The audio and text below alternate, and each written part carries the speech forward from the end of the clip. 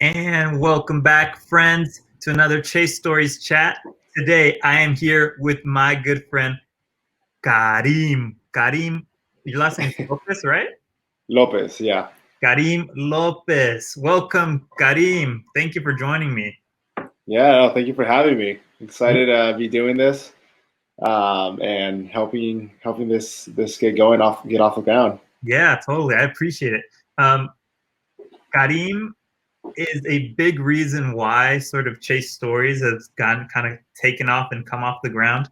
Just like he said, he when I was first kind of coming up with the ideas, he was a nice little rebound for me, someone I can, throw some ideas. And he and I were throwing a lot of ideas back and forth. And he's a big reason why this sort of started. So to that, Karim, and to help starting Chase Stories, I want to give you a little cheers. Yes, sir. Starting all of these off with the cheers. Cheers to you. Cheers. Uh, and It's 5 o'clock somewhere, right? it is. I mean, I'm on the East Coast, so it's 3 o'clock almost. For you, I don't know, what is it, like 10 a.m.? Hey, whoa. Hey, let's keep that on the DL. I am starting with you, Karim. You're actually the lucky first one to do it. We are starting off our Chase Stories chat with a random question just to break the ice. Are you ready? Oh, let's do it. Are you familiar with the animal, the platypus? The platypus, yeah. What's that one show on Disney Channel? The turquoise. Yeah, Phineas and Ferb. Yeah. All right, here's your question. Is a platypus a duck or a beaver? Oh. I'm starting off with the heavy hitter questions. Oh man, we're going into the weeds right off the bat. So face of a duck, mostly body of a beaver, but I will say the most prominent feature is that beak. So I'm gonna go with duck. All right. Maybe I should ask everybody this question, and then I can do a poll at the end and see. I kind of like that. We'll see what they say. Karim and I, so along with Chase Stories, Karim and I know each other from St. Mary's College of California. Karim's a year above me, and we met through a mutual friend. Shout out to Alfonso Avila, the guap master himself, the young legend. Wow. Wow. So that's how Karim and I met, but we didn't really become good friends until later on. When I kind of reached out, we started talking about Chase Stories, the ideas behind it, as well as I made a trip down to San Diego, where he's from, and we hung out. And kind of since then, we've been talking and become a lot closer, which has been really cool to see, and make a new friend, and kind of explore our relationship and grow that relationship too through this and through other different things as well. So Karim, could you tell us a little bit about you, your background, and what you do? Yeah. So, I mean, how extensive? How as much as you want, friend. Yeah. So I would say born and raised in San Diego. Family is from Mexico. Both mom and dad immigrated over back in the 80s, I believe. And we landed here in San Diego, K through 12. And then I decided through kind of a very weird type of coincidences and, ex-girlfriend's parents and whatnot, I was exposed to introduce the idea of St. Mary's and college overall. And so that kind of changed my trajectory. And I ended up wanting to go to Northern California. I knew I wanted to get away for a little bit, explore different parts of California. And I thought the Bay Area was a great opportunity for that. Yeah. And yeah, I spent 4 years there, made a lot of great connections, including yourself. And I always consider St. Mary's the gift that keeps on giving. Yeah. Right? So a lot of friendships, a lot of great connections. I've had career pivots, come out of like just conversations with the people I've met there, as well as connections that they've made, and they've been more than willing to. And so I feel very blessed and grateful to have had that experience. And then from there, came back down to San Diego, worked out here a little bit, and got in sales. Decided the Bay Area, I still wasn't done with it. So made my way back up there, hopped into tech, and did that for about 3 years until, for one reason or another, just burnt out a little bit. Sales is very demanding, and so I left my job, did a little bit of traveling, and bounced around in Mexico, and I visited Colombia, Costa Rica.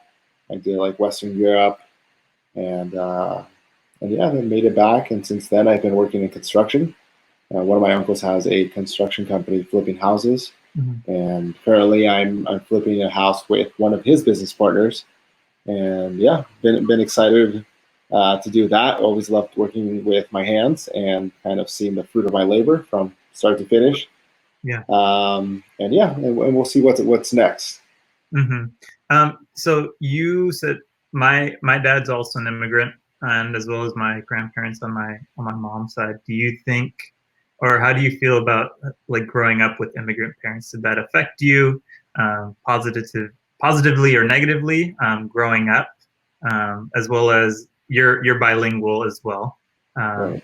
I had a talk with Diego the other day, Diego Rios. If you guys haven't seen that one yet, go ahead and watch that one. And we talked a lot about being bilingual, and I wanted to get your take on that as well. So kind of growing up as parents of immigrants, as well as how that affected you growing up, and the language thing too. Yeah, so I mean it's a pretty cool question because, like anything, there's pros and cons, and to an extent, I can't fully know what it's like to grow with different parents in a different environment and different circumstances. But I will say that through some of the friendships I made, I was able to see the differences, and so I guess I'll approach it through that aspect.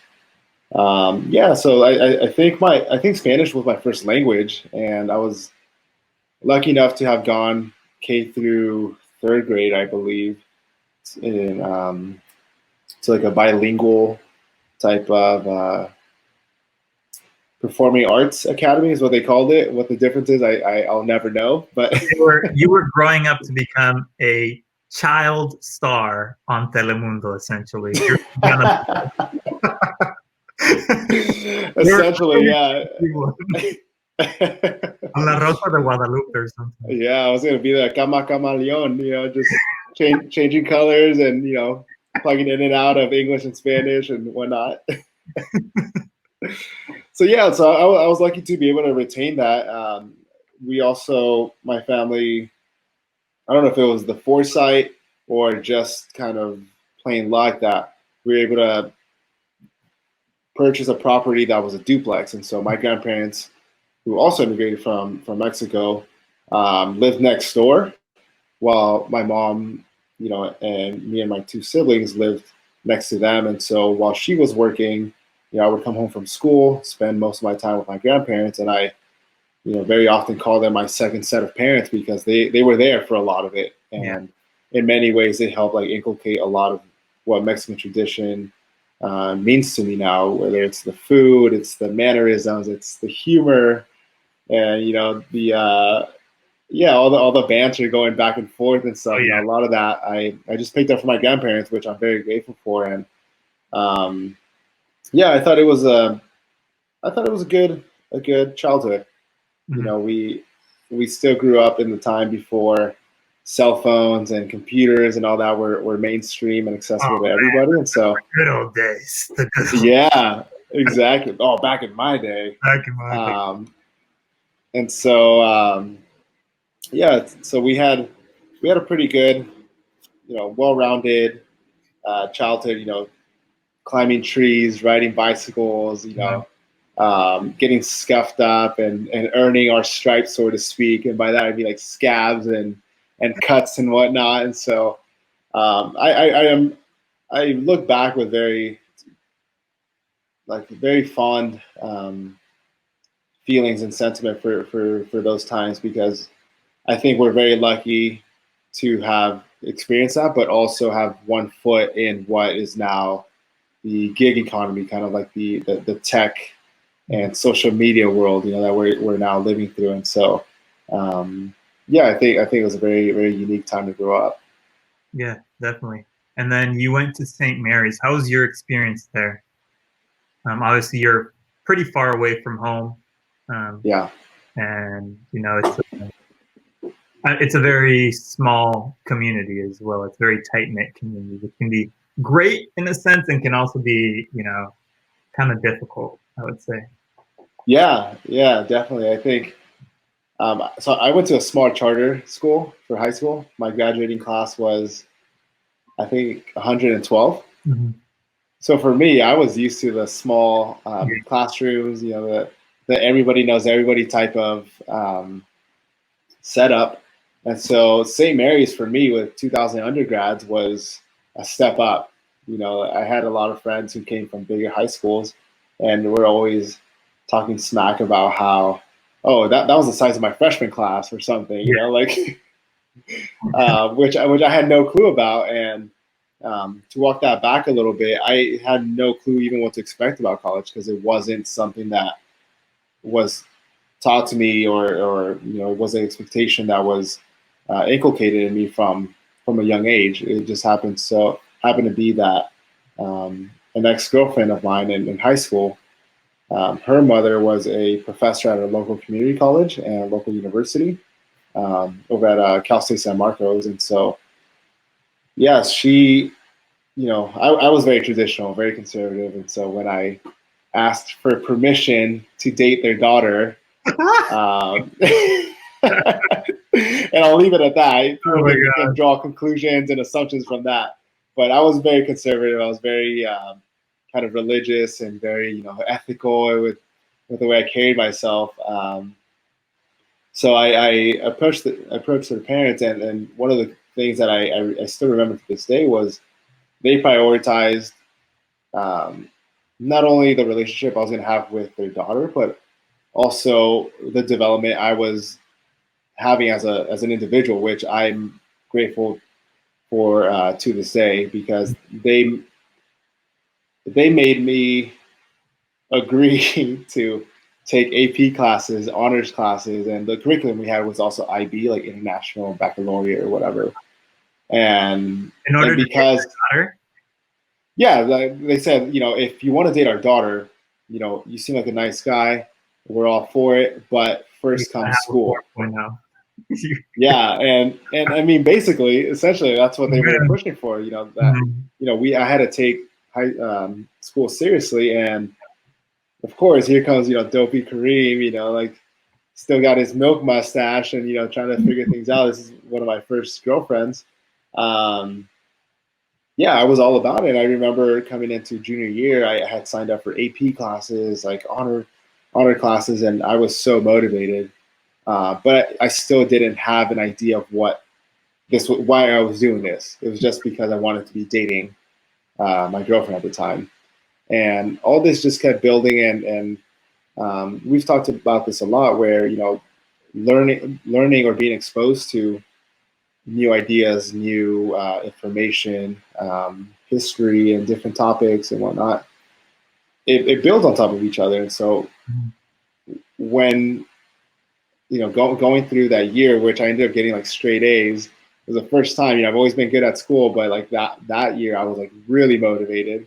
I started like seeing the benefit of it, and really being exposed to all the kids that were in those classes from 8th grade, from middle school.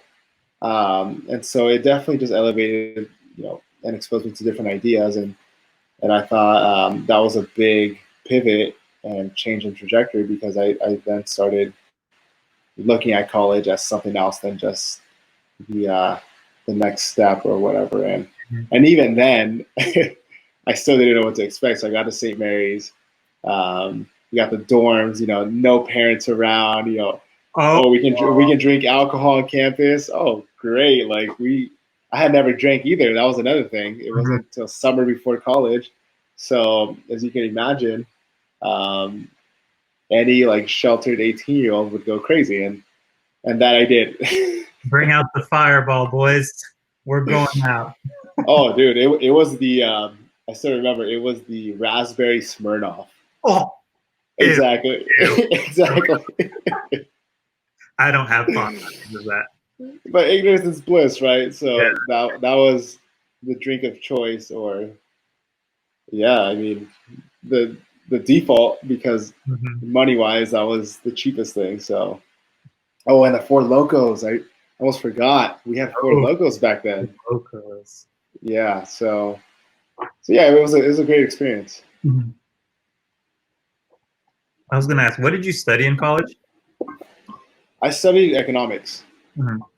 Do you still see yourself doing something in that realm? Um, it's something I'm definitely interested in. I guess the way I understand a profession or a career in economics, it's more academia, Hmm. research based, um, and it translates into business. Yeah. But I don't think it doesn't seem like it's a major focus when it turns into business, because it's more of a micro level. It's more of management. It's more of um, managing resources and whatnot. And so I guess it's the way it was explained to me was that it's a great study to have, because you can pull from it. You can extrapolate a lot of different things that apply to business, Yeah. but it's not necessarily very focused on just the economics portion, because it's economics. It's a way of it's a paradigm, right? It's a way of interpreting the world, how things work together. The economy, even society. Like there's a lot of sociology in it, Yeah. and psychology, and so um, in that sense, like it's very useful day in day out. But career wise, I'm not sure. Hmm. Um, I see like much of a path for me. Yeah. The reason I ask is because you talked a little bit about, your sort of job journey, working in tech, moving up to the Bay Area. It's north. I don't know if you all Mhm. did that. And just trying to figure out what you want to do, and now you're working in construction and doing that sort of stuff. And you talked a little bit about traveling, and we've talked on the side before about our travels and how that's really affected us. Um, could you talk a little bit about, how why you decided to start traveling after, quitting your job in tech and sales, and how that's affected you now? Yeah.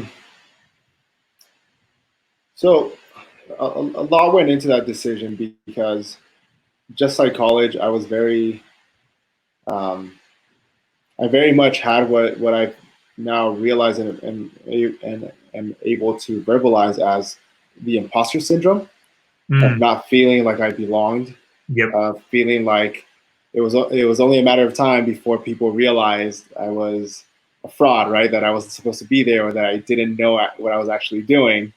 I felt a lot of that in college, and it took years to feel comfortable, to feel like I belonged, even though what I saw and what was communicated to me, with just hanging out with different people from all over the country, was, um, we were all on the same boat. We were all trying to figure it out.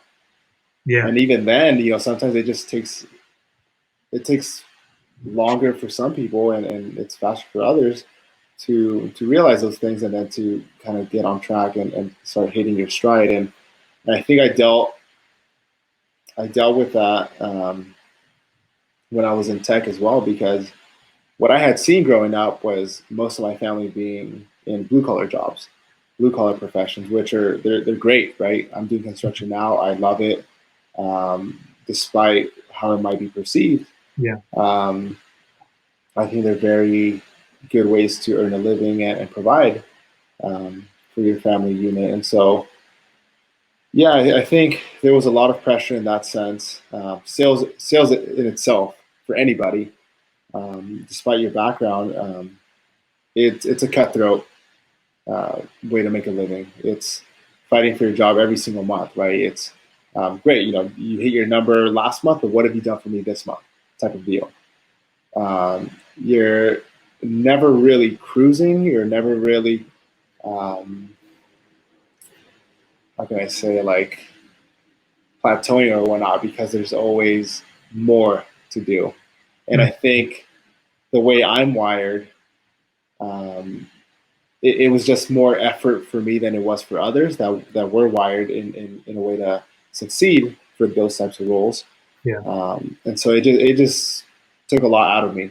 It was a lot of effort for me to keep that energy and high tempo up for so long. And so the 3.5 years that I did at Fusion Storm in the Bay Area they were great for personal development, for powering through and um, building persistence and fortitude and all those things. But at the end of the day, you know, I realized it just wasn't the best fit.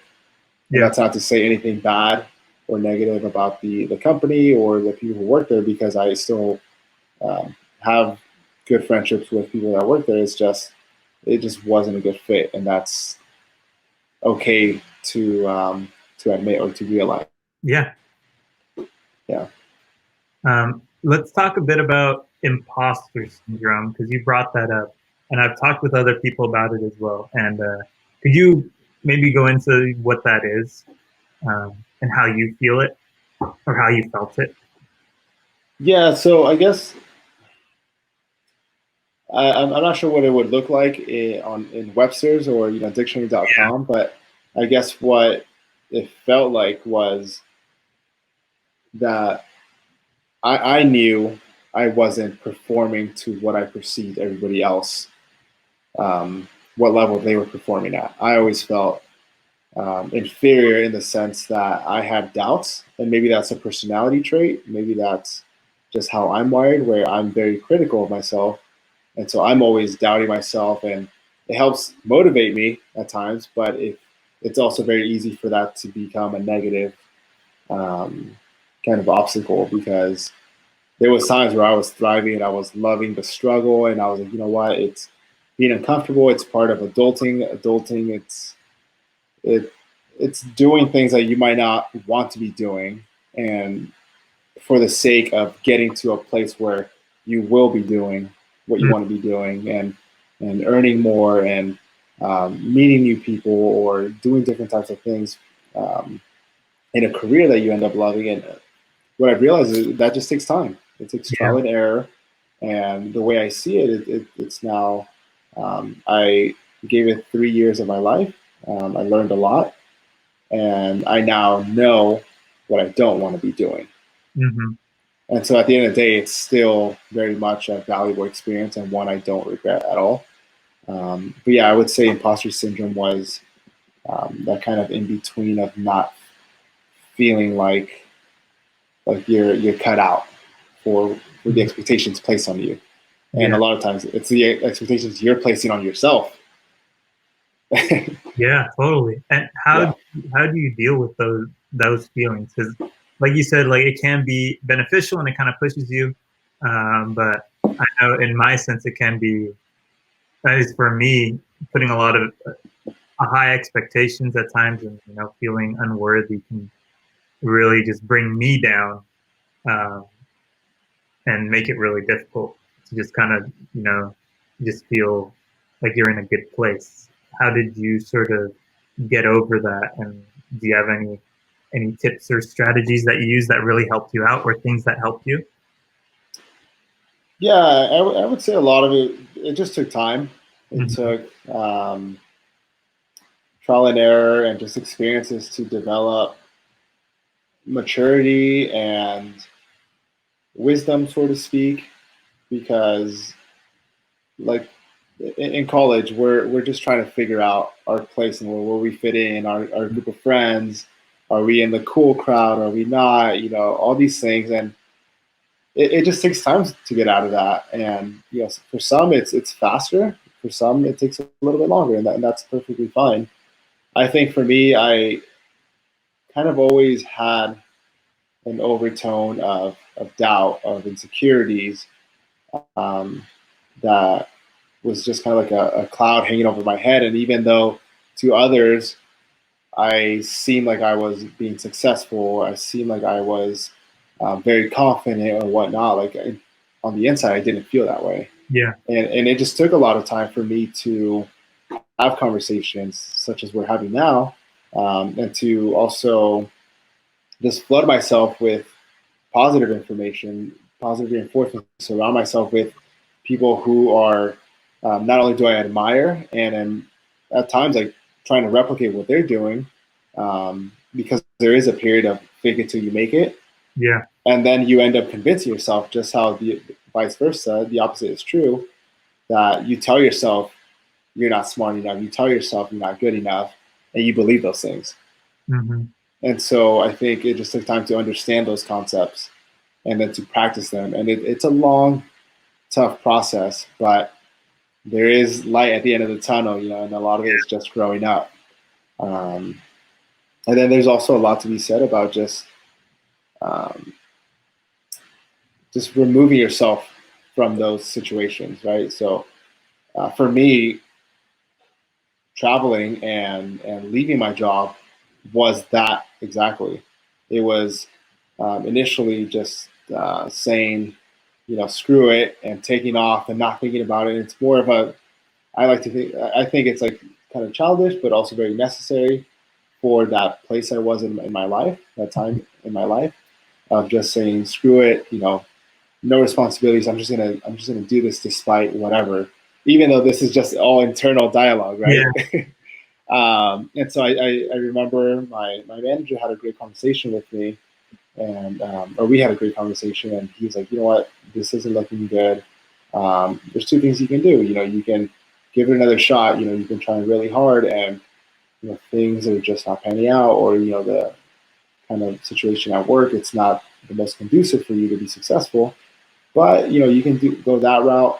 He's like, but also I wouldn't fault you if you just decided to take all your vacation time, all your PTO, and you know, take advantage of that because you also deserve the break.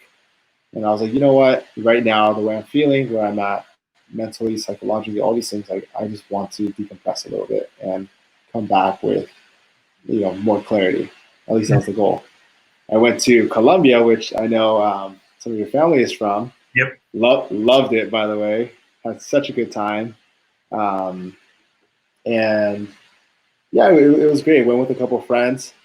I, you know, definitely did a lot of decompressing, but one of the big takeaways was I was able to confront a insecurity that I didn't know I had, Mm-hmm. which was like never feeling proud of my heritage of being Mexican, and all those things ended up like tying into like that imposter syndrome because I think like tech and a lot of white collar jobs culturally, the majority is you know Caucasian, and Yes. so the culture around it, it's very Caucasian, and so I always that definitely fed into the imposter syndrome. But anyways, I came back with a lot of you know motivation and feeling pride because everybody in Colombia was like, oh, we love Mexicans, you know, Chavo del Ocho and you know Yeah. El Chente, Vicente Fernandez, and the food and this and that, and it just was not my experience growing up in Southern California, unfortunately. Um, and so, yeah, that built into that. And then also, I was able to spend 4 days in Costa Rica on my way back from Colombia by myself, which also allowed me to build on other skills or other um, aspects of my personality, which were, you know, traveling alone and getting in touch with my intuition and building confidence in my ability to adapt and to execute on decisions on the whim, Mm-hmm. which also built into the imposter syndrome, right? So it's you know being human and the human condition is a very messy type of Yeah. situation, and so you know I don't know the right formula or how it worked out, but you know it just all came together, and so I came back to work, spent another 2 months kind of sorting everything out and trying to get the next person set up with my accounts and my customers. And inevitably, you know, that time came, left my job. Um, and again, same thing, decided, you Yeah. know, I really enjoyed that, you know, that solo type of travel, the backpacking, realizing you don't need very much Mm-hmm. to feel fulfilled, to have a great time, to meet awesome people, And those priorities started shifting, right? And so I did Southeast Asia, bounced around through Thailand, Vietnam, and Cambodia. Awesome experience, all compact within a month. I had bought my flight there and back. Came back and I was like, you know what?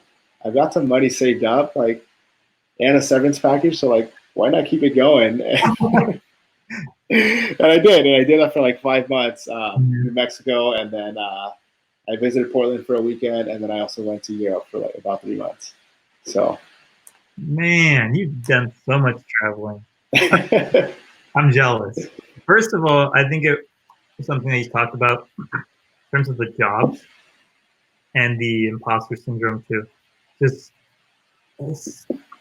staying in a job because of the status, or that the stuff that brings it, like to say like, hey, I'm in tech, brings some sort of status, with it in a sense. yeah, I think it's awesome that you were able to recognize that this may not be for you, and that you left in order to do what's best for you.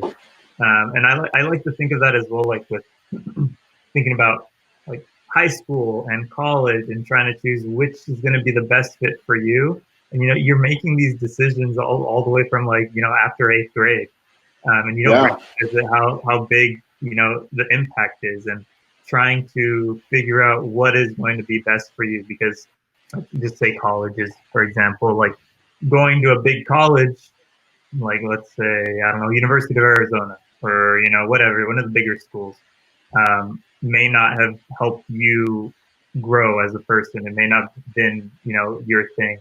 For someone else and someone else's yep, personality, it might have been great, but for you, it wasn't. It might not have been. And you knew the smaller schools. For me, I would not have done well at a larger school. I would not have liked yeah, it. And same with jobs. I think you have to there needs to be a bit of introspection, and you need to do some digging inside to figure out what's best for you and who you are. And then, from there, I think that's where things can start going in terms of what you want to do with your life as well. Doing what's best for you in terms of your mental health or whatever, your physical health. But really, like, it's hard too. yeah, yeah. It's definitely not easy. Look in. It's much easier to not and to ignore it. It's so Yeah, much easier. And it can be hard to look in. And that's what I've been trying to do, especially over the last couple months. And Karim and I have talked about that, being vulnerable and really, looking deep inside to figure out who you are as a person. But it's super important, and it'll really benefit in the long run. And, I've just from talking with you, you seem a lot happier too, with what you're doing and where you're yeah, at personally, which I think is super cool. And obviously, traveling plays a big part in learning those sorts of things. Let's talk oh some yeah, travel stories, because you talked about traveling solo, and the backpacking life and traveling solo is a very interesting one, especially when traveling to different countries. oh Um, yeah, and I have some fun stories from traveling through Peru by myself for a couple weeks, and I know you have some fun stories. Before we get to the funny stuff, let's talk a bit about just how open and vulnerable, um, at least in my experience, and you've talked about it too, just how cool it is to meet like the hostel life, going through different hostels, and meeting these people that are also traveling alone, and that shared experience. Let's go a bit into that. yeah, yeah. I think you touched on a lot of good topics, and I think that the solo backpacking type of lifestyle and mentality, it's not for everybody, right? I think there's people that love glamping, and there's people that love just trekking 20 miles into a mountain range, and just kind of figuring it out, and everybody's on a different scale. But I think, like, I didn't know that was in me. That was something that I was going to really enjoy. It was just more so a a little bit rebellious, kind of like sticking it to the system or what society Mm-hmm. kind of was expecting from me, or And again, this is all internal, right? Like, nobody's telling me, oh, you have to do this. this is what we expect from you. Like, this is all I hear, you know. So it's silly and it's very idealistic and very ignorant in a lot of ways, but again, like that's what the personal struggle and the journey is all about. And yeah, I think I found that out at a very good time. For me, it was very cathartic to just uh, up and leave everything. Of course, I was responsible. I subleased my room in San Francisco. Mhm. I had savings, and I had a good safety net with my family in San Diego if anything ever went south. So like, I'm not gonna say I'm pick myself by the bootstraps or I did it completely solo. No, um, but yeah, I got out there and man, like just the type of person that takes that leap in the middle of their 20s or whatever, in their 20s, 30s, it's very specific. And, you and I didn't know each other during college, not very well, at least. Like it was just a mutual friend in passing. We spoke, but I think we both kind of picked up on what type of people we were. And I think that's why we were able to connect so quickly, Mhm. and have skipped so many other levels of, just partying together or whatever, the 4 years of college. We skipped all of that, and yeah, we're still here, right? Mhm. And I think that was what I found with solo travelers. Um, just this idea of minimalism, of not needing um, all the things that maybe our culture values, material things of financial wealth, of the status of where you work, and all these labels that we kind of organize in a hierarchy, and that becomes how we show value, how we show our worth, so to speak. And it's very, very tempting and easy to get sucked up in that, especially if we're in the Bay Area and all the jobs. Most of our friends in that came out of St. Mary's and stuff, they have good jobs. They some are better than others, in terms like, and again, that's another thing too. It's like ranking via salary wise, and that's a very dangerous game to play as well because you start comparing. Yeah. And social media doesn't help either because you're seeing the best version of everybody, only what they want you to see. Mhm. Um, and so it's a very dangerous game to play when we're still developing, we're still trying to form ideas about the world, about ourselves. And so with backpackers, like it's not like that. It's almost an escape. And everybody I met was either leaving a job like I was, Yeah. or was had left a relationship, or was just looking for something else, something deeper that Mhm. they weren't getting out of their day to day routine. And like the amount of growth that happened in those 5 months was insane. It was years compact into those 5 months because you're meeting people in raw places, right? Like they're very vulnerable, they're very open about what they're experiencing. You find yourself sharing all these very vulnerable things, which, to be honest, with a lot of my close friends that I had known for years throughout college and even some high school friends, I hadn't shared with. Yeah. Like all those barriers come down once you pull yourself out of your day to day of like who Karim is in his job, his fancy job in San Francisco, and living in an apartment in San Francisco, and all these things. You strip that all away. What are you? What do you have? What do you think? And I think that was very important for me to be humbled, Mhm. um, and to also explore that deeper. And I think like I got stuck in that. Yeah. And I don't know. I'm really enjoying it.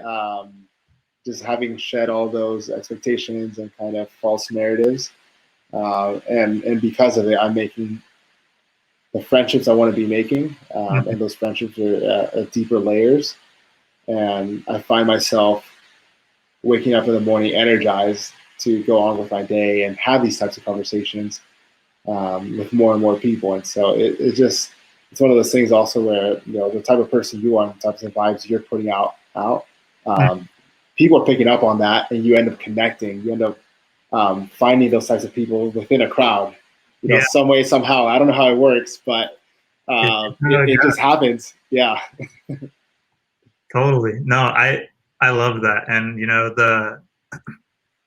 I mean with backpackers and traveling, I feel I mean the big thing is you start realizing the importance of experiences over material things.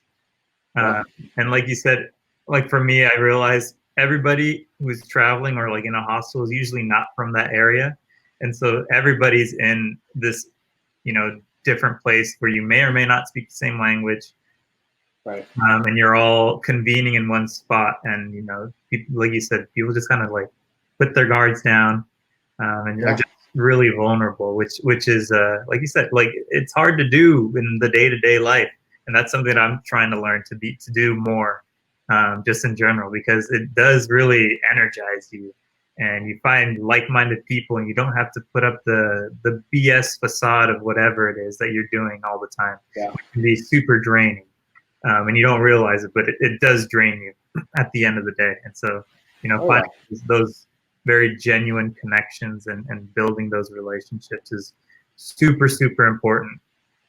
And it's encouraging too to see that with people your age or roughly your age all around the world, right? Like I think as Americans, we always put Europeans on a pedestal of like, oh, they're so sophisticated and so fancy. The French with their cheeses and wines, and the Italians with all their history and whatnot. And then you meet them, and they're just like us. They're going through the same type of like life struggles and all these things, and it just demystifies the good and the bad, right? And you're able to just kind of level with people, and it's incredible. Yeah. Yeah. One of my all-time favorite experiences of just being able to. It's like freshman year at St. Mary's. It's the only thing I'm able to compare it to, where everybody's on the same boat. It doesn't matter like who you are, where you came from. It's just everybody's on the same boat, and everybody's kind of got that Mr. Krabs like I'm shook type of face. And obviously, usually hostels too, they're full of alcohol also. So it kind of helps to put the barriers down too. The social lubricant, such as my my Buffalo Trace right here. Oh man, I love Buffalo Trace. We were talking about that earlier.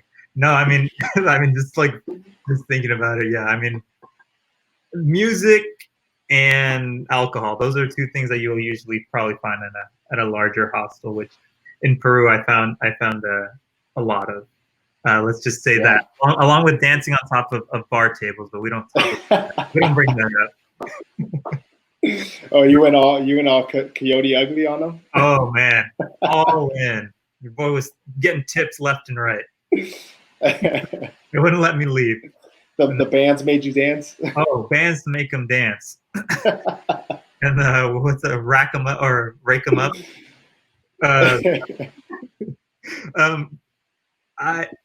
Traveling has been such an integral part, I feel, for my life journey, and I know for yours as well. And I think the biggest thing is that it's really, whenever we've done travels in whatever shape or form, it's always forced us to grow and push our comfort zones in some way, which I have, it's been a blessing to be able to travel and do those sorts of things. I know a lot of people cannot for whatever reason, but I really recommend it for anybody who hasn't been able to do it. And honestly, Chase Stories was kind of founded on pushing my comfort zones through traveling. That's kind of how it all started. And traveling to Vietnam by myself. I did have a friend that was living there at the time too. But for like at least several days, I was by myself in a foreign country, and just figuring stuff out along the way. And it's a whole different beast, because it's man. Culturally, language wise, like everything is so different from what we know, right? Like Europe, a lot of them speak English. Yeah. A lot of people in different countries speak a lot of English, and so you're still able to maneuver.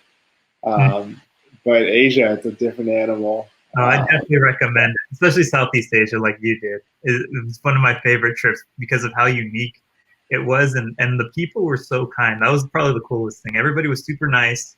I did meet a couple, just made a couple friends. One on an airplane where I was super dehydrated from before because I hadn't been drinking water, and I ended up playing in a soccer game randomly around Ho Chi Minh City by myself. Ended up on a Yeah. field. Almost scored on my first touch. It would have been epic. Hit the post, but either way, Oh. really dehydrated. Became friends with a person on the plane.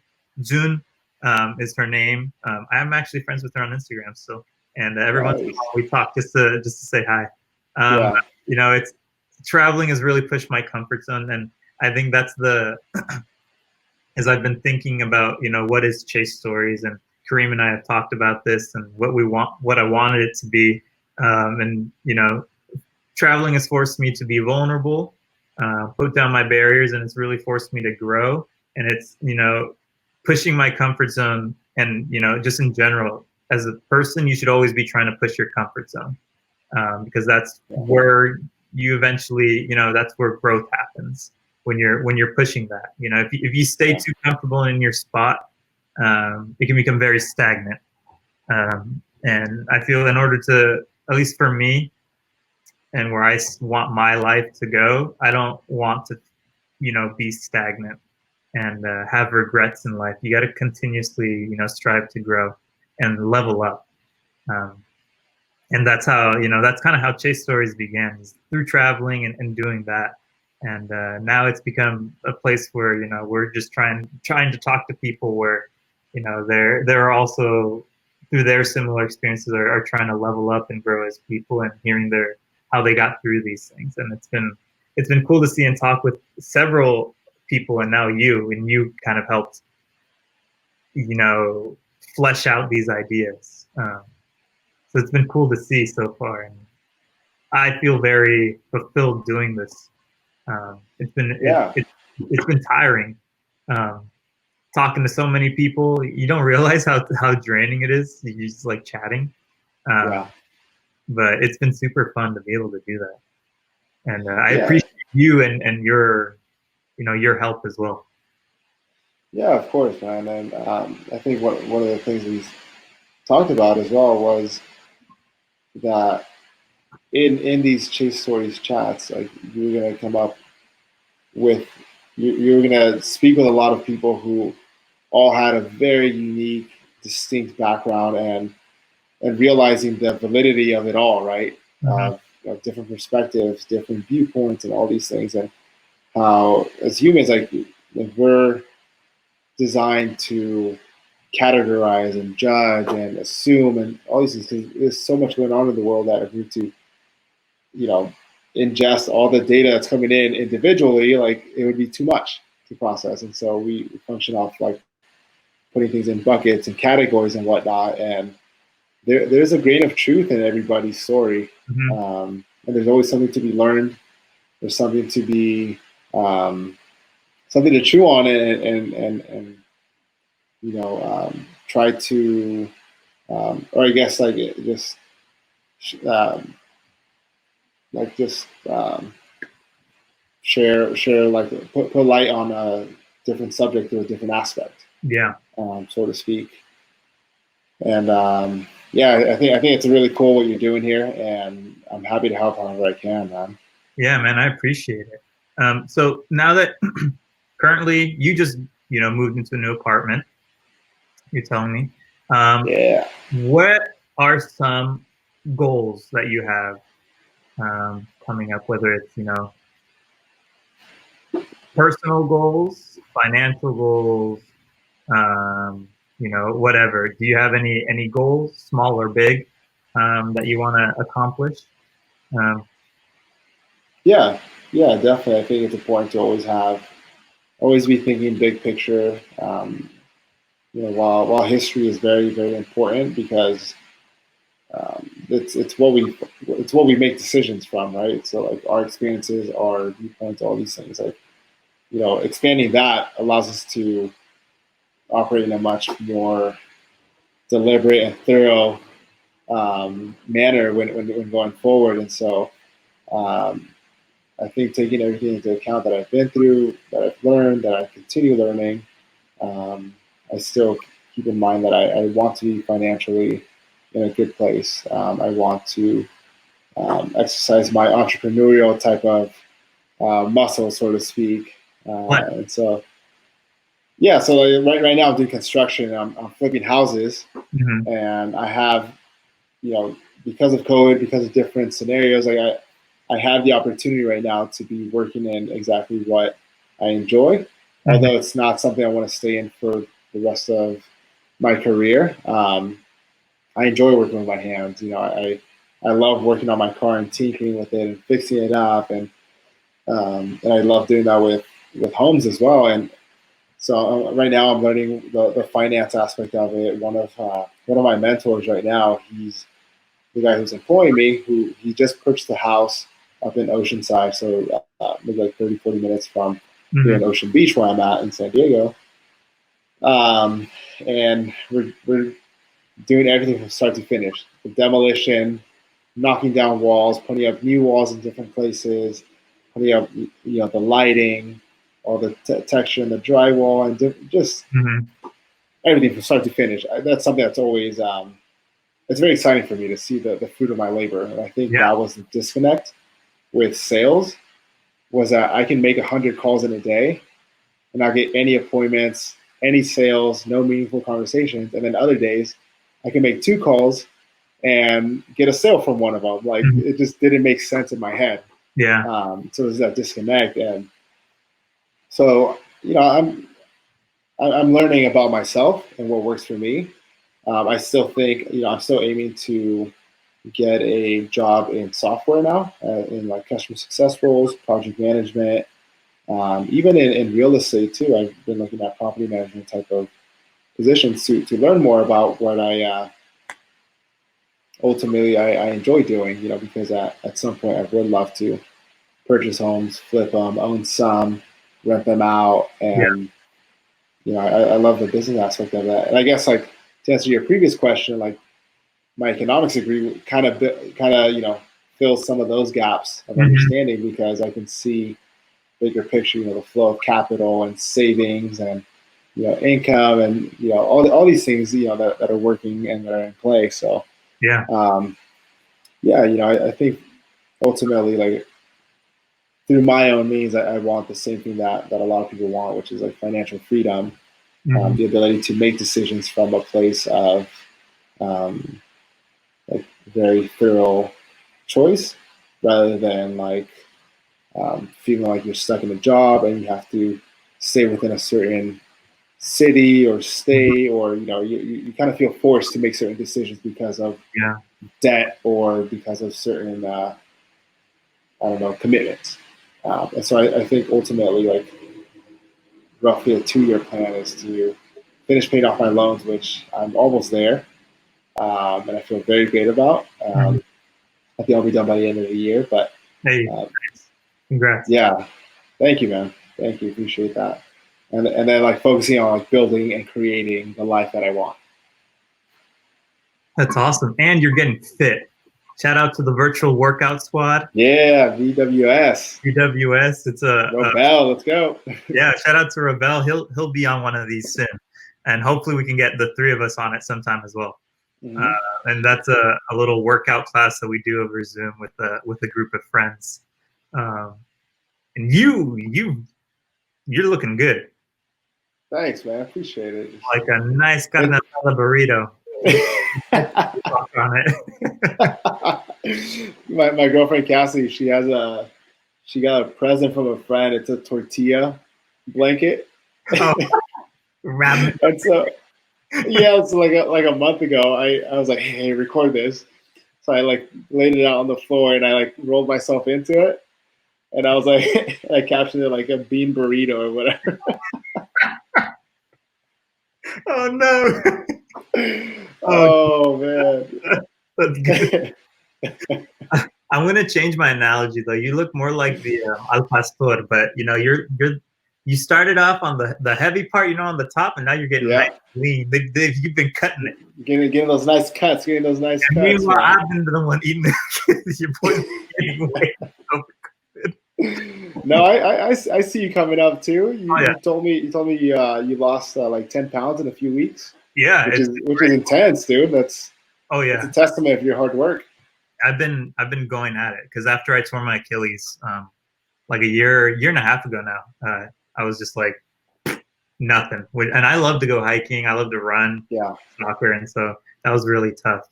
But now I'm like, I got to get back into it. The virtual workout squad has actually helped a lot, just because it's a group of friends, so it's more motivation, and I'm also very competitive, so I don't like to lose. Yeah. But the first day Karim did take me to this, he did not inform me how difficult it was going to be, and it was on a Saturday, so the classes. And I almost threw up. I was trying to, so I had to turn off the Zoom call so that no one would see me and the volume. Oh God, it's great. You just got ambushed. Man. But you stuck it out like a champ. You've been doing stuff on the side as well, which is awesome, dude. Yeah, I think routines are huge, and in order to achieve your goals, you gotta start with good routines. I've been realizing. So we can talk about that another time, because we've almost been going for an hour now, dude. Wow, I know, right? Flying. You were scared. You were scared at the start. I was. I'm not gonna lie. I was a little nervous. It's just that part of my brain that's always building stuff up. Like, what are you gonna say? What are you gonna do? Like all these things, and let it flow. And you're like a rapper. The whiskey helps. Oh yeah, that's why I tell everybody to bring a drink. It helps out a lot. Loosen it up. It's a good touch. Well, Karim, thank you so much for joining me. I really appreciate it. Hopefully we can do another thing like this sometime soon. We want to do it live sometime, or in person. So hopefully that can happen too with COVID. Hopefully that gets better. But I wanted to ask you real quick before we go. Are you open to, maybe if something resonated with somebody and they wanted to talk to you, would you be open to opening up a line of communication, whether it be email, whatever, for them to reach out to you? Yeah. Always welcome networking, and like I mentioned, I love having these types of conversations. I seek out people to mentor me and for me to mentor in some ways, even though I don't know, I don't see myself in that type of role, but just bouncing around ideas, and happy to share, and happy to listen first and foremost. So why don't you, what do you feel comfortable with? Email, Instagram, whatever. Your social, throw down your socials. Throw down. I'm giving you a way to plug the plug. Yeah, you can find me on Instagram at Karim Had a Dream. So Karim Had a Dream. And then email is KarimXLopez92 at gmail.com. And we'll hold off on the texting because I think that should be good enough. We're not at that point yet. You might have to. Yeah. One step at a time, okay? What type of girl do you take me for? Take it. You got to get a 4.0 before you can even talk to me or look at me. You got to talk to my parents first. Well, hey, Karim, thank you so much. It was super fun, and we'll talk soon. Yeah, Marcel, appreciate it. Appreciate the time. All right, have a good one. All right, you too. Thank you for tuning in to Chase Stories Chats. If you enjoyed and want to find more, follow along at Chase Stories on Instagram, Twitter, YouTube, and let me know what you thought of the chat. And if you'd like to be involved, please reach out through chasestories.com.